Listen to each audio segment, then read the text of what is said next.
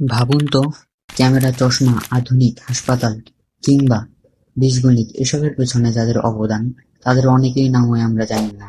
স্কুলে Newton, Einstein কিংবা এডিসনের কথা বলি, কিন্তু এমন অনেক মুসলিম বিজ্ঞানী ছিলেন যাদের আবিষ্কার ও গবেষণার উপর দাঁড়িয়ে আধুনিক বিজ্ঞানে অনেক ভিত্তি গড়ে উঠেছে। তাহলে প্রশ্ন হলো, তাদের নাম ইতিহাসে এত কম শোনা যায় কেন? প্রথমে আসি আলী ইবনে হাইথামের কথায়।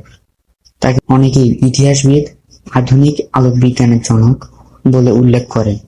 তিনি দেখিয়েছিলেন আমরা কোনো বস্তু দেখতে পাই কারণ আলো বস্তু থেকে প্রতিফলিত হয়ে আমাদের চোখে আসে।